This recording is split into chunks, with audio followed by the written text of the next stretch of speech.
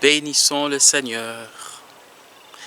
Le passage d'Acte 14 où Paul guérit un homme qui était infirme de naissance est une bonne occasion d'évoquer la foi charismatique et la foi théologale. Là, il nous est dit, entre les versets 8 et 10, que Paul voit un homme assis pendant qu'il prêche. Cet homme n'a jamais marché. Paul le fixa du regard et vit qu'il avait la foi pour être sauvé. La foi théologale, justement, c'est cela, la foi pour être sauvé. Alors, il lui dit d'une voix forte, « Lève-toi et tiens-toi droit sur tes jambes. » Eh bien, ce qui permet à Paul d'avoir cette audace, c'est la foi charismatique. La foi charismatique, c'est la foi dont Jésus dit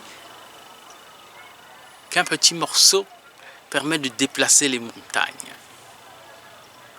Mais Jésus lui-même, en Marc 6, versets 5 à 6, n'a pas pu faire de miracle lorsqu'il s'est trouvé en face de l'absence de foi théologale. La foi charismatique a besoin de la foi théologale, de celui qui va recevoir le miracle ou bien de la communauté qui va le recevoir pour s'exprimer.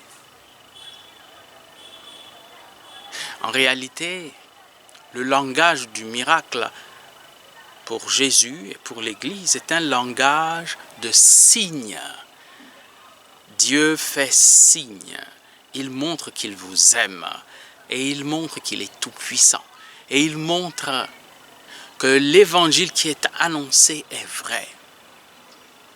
Mais si vous ne croyez à rien de tout ça, c'est un langage qui devient inopérant et inapproprié. La foi théologale, je crois que je vais être sauvé,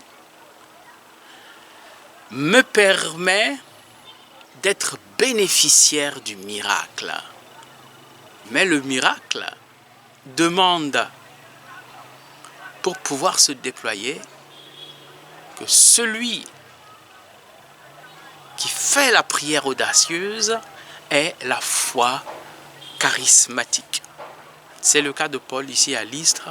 Ça leur a apporté quelques ennuis puisque vous savez, en voyant un tel miracle, ils ont dit en lycaonien, « Oh là là, les dieux sont devenus des hommes, ils sont venus parmi nous. » Ils ont eu bien du mal à les empêcher de leur offrir un sacrifice, d'égorger un bœuf pour eux.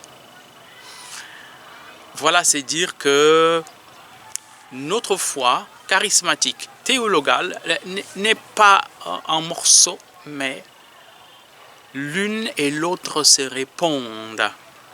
Il s'agit de la même foi en réalité, mais qui opère de manière particulière.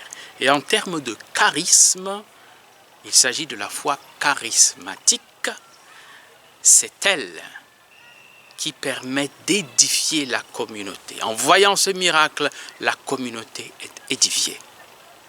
La foi théologale, elle, me permet simplement d'être sauvé, moi qui ai cette foi en Jésus, Fils du Dieu vivant, fait chair, mort et ressuscité pour me sauver, ainsi que la multitude. Sa main est étendue pour faire des signes et des miracles, des prodiges, pour attester ce message de l'Évangile. Bénissons le Seigneur.